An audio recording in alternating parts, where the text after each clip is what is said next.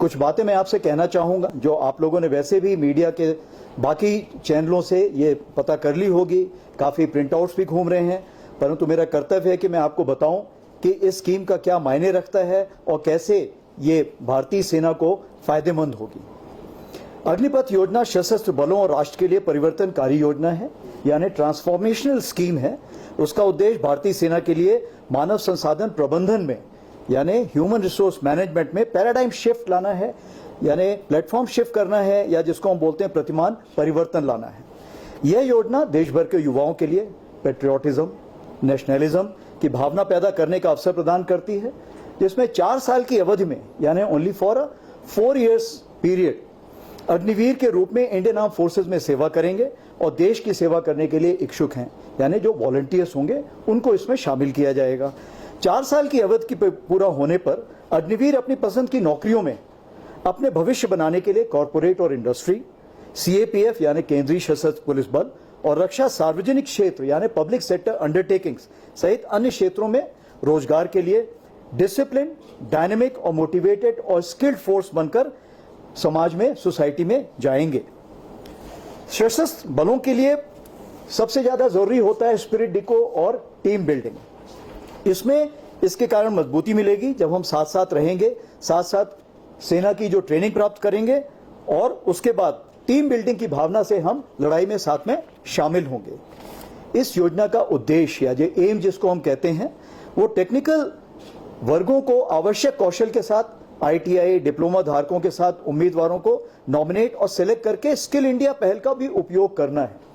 इससे क्या है कि जो आईटीआई हैं उन्होंने हमको बताया है कि जैसे भी आपको सिलेबस चाहिए, जैसा भी कोर्स चाहिए, हम आपको वैसा बना के देंगे। इसीलिए आईटीआई, इंडियन आर्मी और जो हमारे स्किल डेवलपमेंट इनिशिएटिव है, तीनों का एक तालमेल बैठेगा ताकि जब वो 4 साल बाद बाहर निकले तो वो एक स्किल्ड मैन पावर के रूप में निकले। उनके पास एक अनूठा यूनिक स्किल और एक्सपीरियंस होगा जो रिलीज के पश्चात सोसाइटी एंड ऑर्गेनाइजेशन के लिए एक एसेट साबित होगा। विशेष रूप से जो इसमें शामिल हैं वो है अग्निवीर कौशल प्रमाण पत्र, जिसको हम बोलते हैं अग्निवीर स्किलिंग सर्टिफिकेट। उच्च शिक्षा के लिए credit for higher education credit system has been instituted in it. नया उद्योग शुरू करने के लिए वित्तीय package, it means for the financial package for the startups. And finally for अन्य संगठनों में अवशोषित होने के लिए पर्याप्त रूप से कौशल, it means absorption into any organisation with adequate skill, experience and backing of the defence forces. Indian army के लिए सबसे बड़ी उपलब्धि यह है कि सैनिकों की औसत आयु यानी एवरेज एज जो आमतौर पे आज 32 ईयर्स है, वो घट के अगले आने वाले दिनों में 5 से 7 साल में 26 साल हो जाएगी, यानी 26 ईयर्स हो जाएगी। Now, based on the organizational requirement policies, the technical skilling and training would be carried out. जैसे कि पता है आपको, पहले हम लोगों की 1 साल की ट्रेनिंग होती थी, अब इसको 2 भागों में बांटा जाएगा। सबसे पहले 24 से 32 वीक्स की वो ट्रेनिंग होगी जो निहायत जरूरी है उसको एक यूनिट में जाने के लिए। जब वो यूनिट में पहुंच जाएंगे तो जिसको हम बोलते हैं ऑन जॉब ट्रेनिंग, उस जॉब की ट्रेनिंग की जाएगी तो वो काम भी करेगा और सीखेगा भी। जैसे आप देखें कॉर्पोरेट वर्ल्ड और बाकी जगह भी यही होता है। जो स्किलिंग होती है वो 2 पार्ट्स में होती है। हम सैनिकों के लिए युवा और मजबूत समूह पर भरोसा कर रहे हैं, जिसका नेतृत्व विशेष रूप से चयनित सर्वश्रेष्ठ लीडर्स द्वारा किया जाएगा। We believe in the strong team with the best of leaders who will be leading them and the best of results we assure you with the trained and technologically qualified manpower which you would be having. Our organizational ethos, संगठनात्मक लोकाचार और संस्कृति जिसको culture बोलते हैं, अग्निवीरों के लिए सैन्य values और रेजिमेंटल स्पिरिट का इम्बाइब करने के लिए और एक बड़ा मोटिवेशन बनेगा। ये देश सेवा के अलावा सेना के नाम, नमक और निशान का जो हमारा वजूद है उसको और मजबूत करेगा। अग्निवीर सशस्त्र बलों की डाइवर्सिटी यानी विविधताओं को बढ़ाएगा और पूरी तरह से इंटीग्रेट होकर इंडियन आर्मी में घुल मिल जाएंगे। ये हमारी यूनिटों, हेडक्वार्टर्स में और अदर एस्टैब्लिशमेंट्स हैं, ऑपरेशन यूनिट्स हैं, नॉन ऑप लोकेशंस हैं और आर्म्स एंड सर्विसेज, सब में वो शामिल होंगे।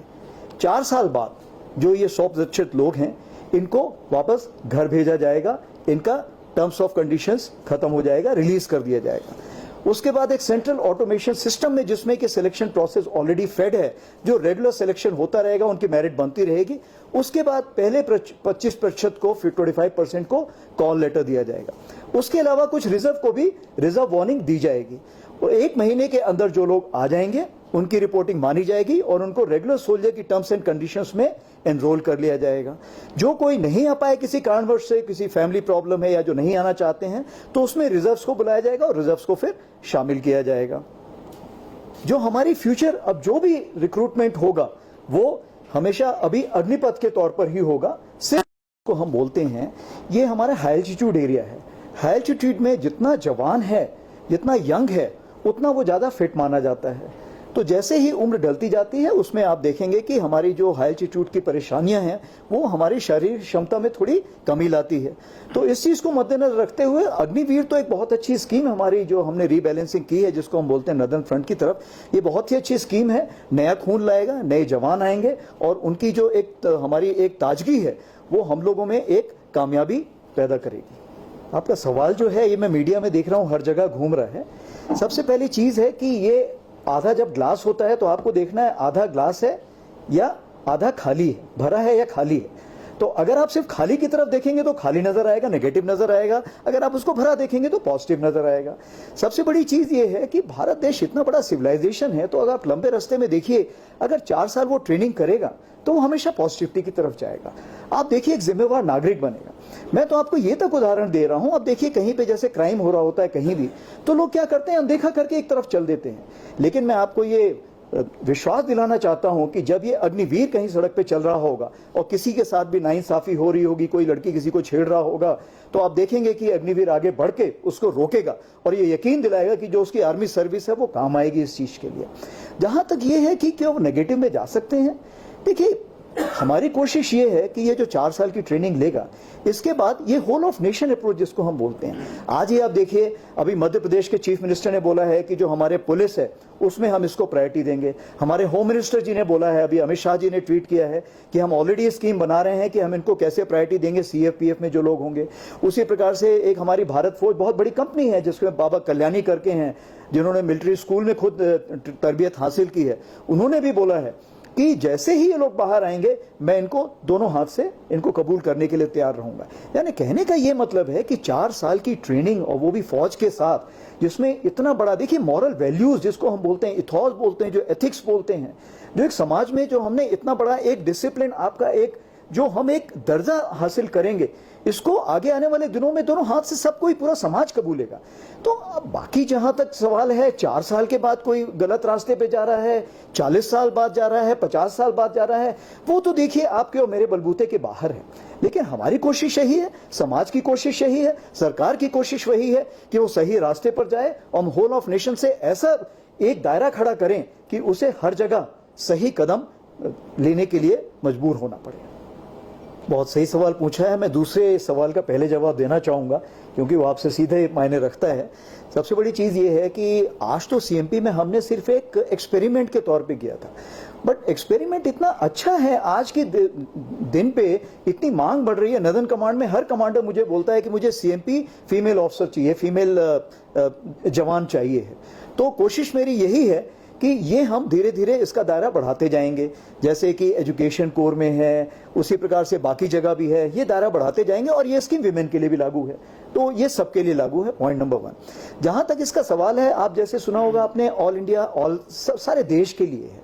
अभी तक क्या हो रहा है, कुछ जगहों पे आप देखेंगे कि जैसे कल एडिशनल सेक्रेटरी लेफ्टिनेंट पुरी ने बताया कि 25% जो तकरीबन है वहां से तकरीबन 50% लोग एम्प्लॉय हो रहे थे।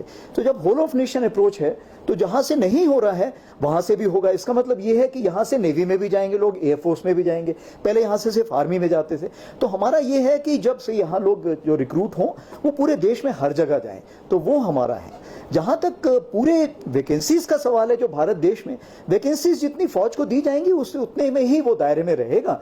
बाकी वैकेंसी धीरे धीरे बढ़ती जाएंगी, जैसे कि हमारा रीस्ट्रक्चरिंग होता जाएगा, रीओरिएंटेशन होता जाएगा। लेकिन सबसे बड़ी चीज है कि जो आएगा वो प्री कंडीशन के साथ आएगा, प्री स्किलिंग के साथ आएगा, यानी उसका जो दर्जा होगा वो हमारे जैसे लोगों से काफी ऊंचा होगा। आपने जो सवाल है वो बहुत उचित है और इसीलिए आप देखेंगे कि जितनी हमारी आरआर यूनिट्स हैं वो इसीलिए कोशिश यही करती हैं कि लोगों को लाएं अपने पास, वहाँ पे ट्रेनिंग कराएं और जो हम कहते हैं कि उसमें एग्जामिनेशन की भी तैयारी कराएं, रिटर्न एग्जामिनेशन की भी ट्रेनिंग दें। तो हमारा जो पूरा यहाँ पे इंडियन आर्मी और राष्ट्रीय राइफल जो लगी हुई है इसीलिए लगी हुई है कि हम सबसे ज़्यादा ट्रेनिंग दें, और इस ट्रेनिंग के मद्देनजर आप देखेंगे कि सिलेक्शन होगा वो अच्छा ही होगा और हमारे ज़्यादा से ज़्यादा लोग सेलेक्ट होंगे। बाकी जहाँ तक बाकी जो आपके पैकेजेस हैं वो पैकेजेस के लिए गवर्नमेंट अपनी तरफ से कर रही है, जो मेरे लिए शायद मैं उसके काबिल नहीं उसके बारे में बातचीत करने के लिए। बट जहां तक फौज का सवाल है, हम लोग पूरी तन मन धन सबसे लगे हुए हैं कि ज्यादा से ज्यादा वैकेंसी आप लोगों को आ सके, उसके लिए हम ज्यादा से ज्यादा ट्रेनिंग प्रोवाइड कर पा रहे हैं। बिल्कुल सही पूछा आपने, ट्रांसफॉर्मेटिव रिफॉर्म क्यों? आज आप देखिए, कल ही आपने देखा होगा कि एक अमेरिकन जन बोल रहे थे कि जो हमारे आगे आने वाली फौज है वो टेक्नोलॉजिकली क्वालिफाइड होनी चाहिए क्योंकि उसने artificial intelligence, big data analysis handle करना है। 25% जो फौज है आप देखिए सब उसी में जा रही है। आज के हम फ्यूचर वॉर की बात कर रहे हैं, फ्यूचर वॉर हम क्या बात करते हैं? उदाहरण के तौर पे आपको बताना चाहूंगा कि जब अमेरिकन सिविल वॉर हुआ था तो दो अपोजिट पार्टी 75 मीटर की दूरी से एक दूसरे के ऊपर फायर करती थी। क्या आप बिलीव करेंगे कि 75 मीटर की दूरी से एक दूसरे के ऊपर फायर करती थी? लेकिन आज जो हमारा वॉरफेयर का नेचर है, जो हमारा कैरेक्टर है, वो चेंज हो गया है। कैरेक्टर क्यों चेंज हो गया है? कि जो वायलेंस है वो हमारा वर्चुअल वर्ल्ड में चला गया है। तो ये जो हमारे पास ये जो पॉपुलेशन आ रही है, ये पॉपुलेशन जो है स्किल्ड होगी, और जो हमारे पास नया इक्विपमेंट आ रहा है, जो हमारे पास जो वेपन्स आ रहे हैं, जो हमारे पास नए वर्चुअल वर्ल्ड में, साइबर वर्ल्ड में आ रहे हैं, साइबर वर्ल्ड में आ रहे हैं, जो एजेंसीज में ये चीजें इंट्रोड्यूस हो रही हैं, उसके लिए ये यूथ सबसे काबिल रहेगा। क्यों? क्योंकि ये प्री ट्रेंड है। अगर उसने आईटीआई में पहले ही ट्रेनिंग हासिल कर रखी है, जैसे ड्राइवर है, आप मान लीजिए अगर उसने ऑलरेडी ही ये ड्राइविंग लाइसेंस लिया हुआ है, तो क्या होता है, हमें उसे आगे चीजें सिखाने के लिए फायदा हो जाता है। तब मैंने अगर उसे स्पेशल गाड़ी की ट्रेनिंग देनी है, टैंक की देनी है, तो मुझे उतनी सहूलियत हो जाती है। बहुत सही बात कही है आपने। मैं खुद ही एक 18वीं battalion Jammu and Kashmir rifles का हूं, और मेरे 25% जो 25% ट्रुप्स हैं वो यहीं के हैं, और वो भी जब आए थे तो यंग आए थे। और मैं कुछ ने बोला था जब मैंने उनसे बातचीत की, जब इंटरव्यू लेता था, कि साहब मैं कभी बहक भी गया था बीच में, परंतु मुझे सही रास्ता दिख गया।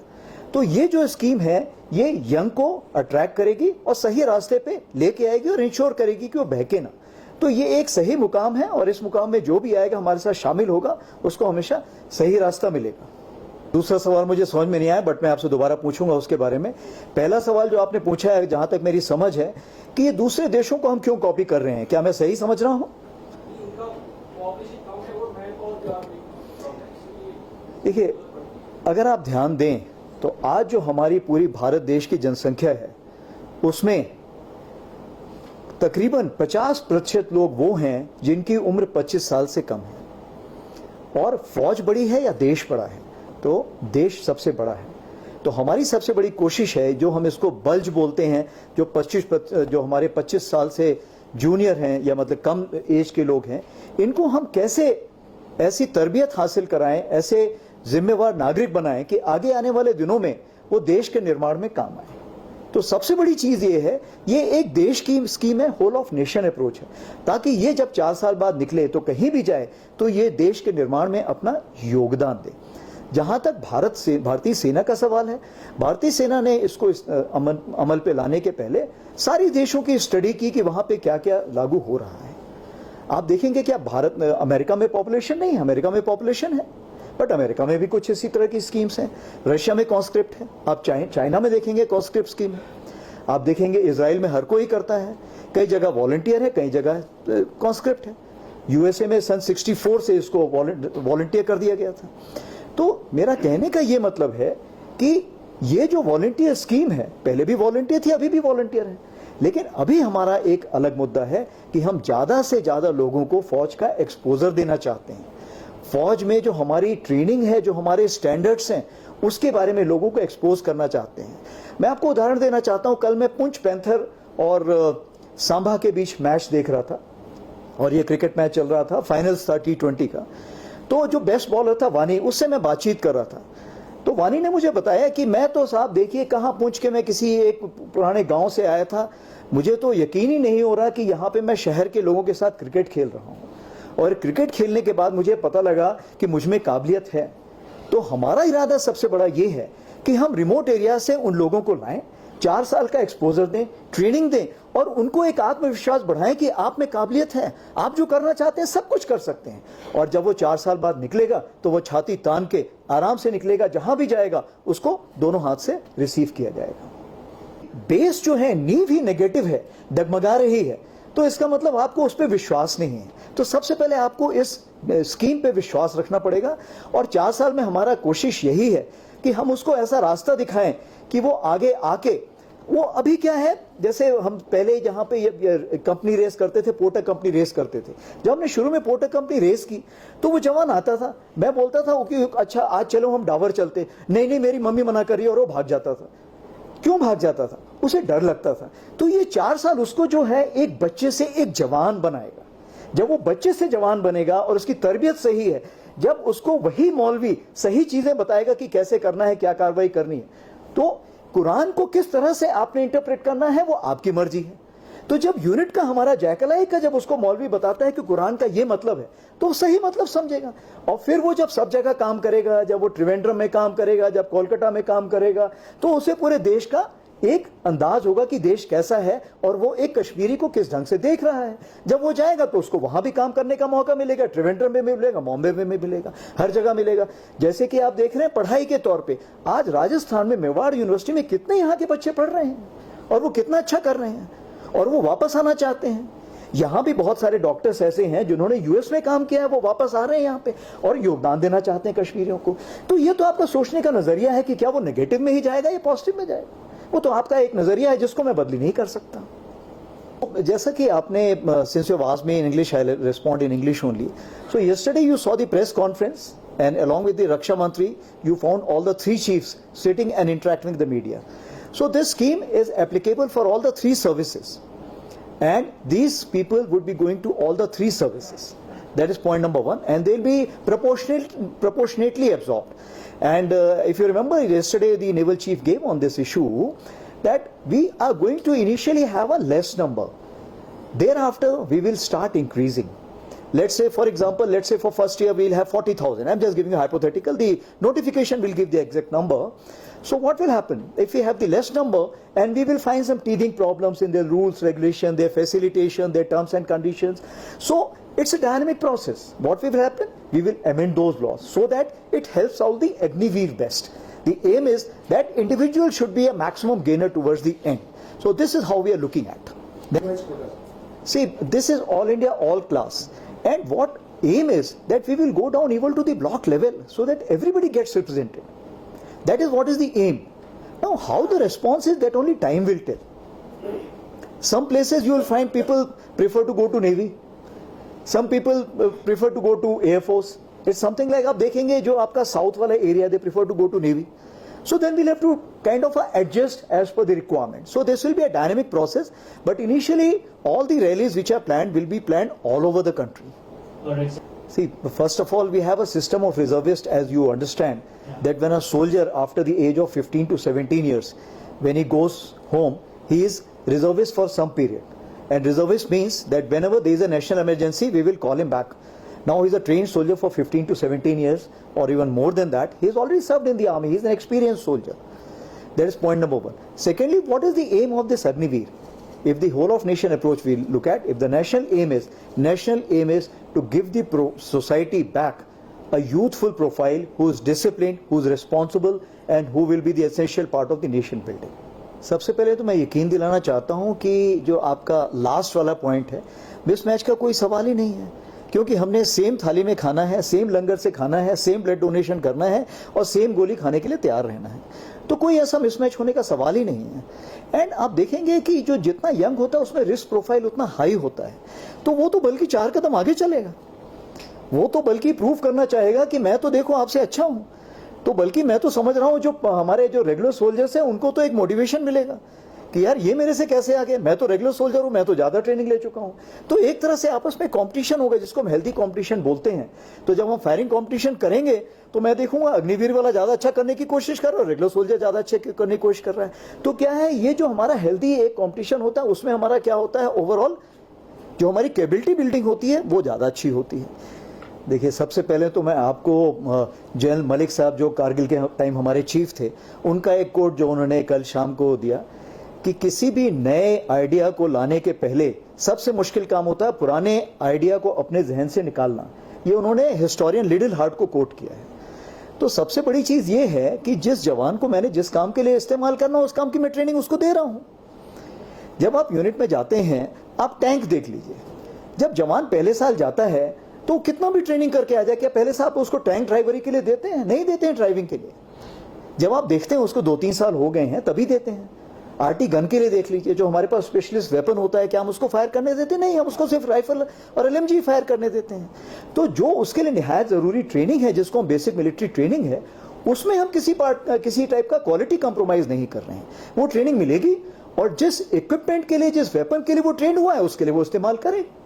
जहां तक स्पेशलिस्ट ट्रेनिंग का सवाल है, स्पेशलिस्ट ट्रेनिंग उसको बाद में दी जाएगी। जैसे हेलीकॉप्टर उड़ाना है या उसके मेजर रिपेयर्स करने हैं, यूएवी का पायलट बनना है या टैंक फायर करना है, कुछ ऐसी चीजें हैं जो कि आपको धीरे धीरे किया जाएगा। वो आपको 4 साल जब आपके कंप्लीट हो जाएंगे, जब आप 5वें साल के लिए सेलेक्ट होंगे, उसमें आपको वो ट्रेनिंग दी जाएगी।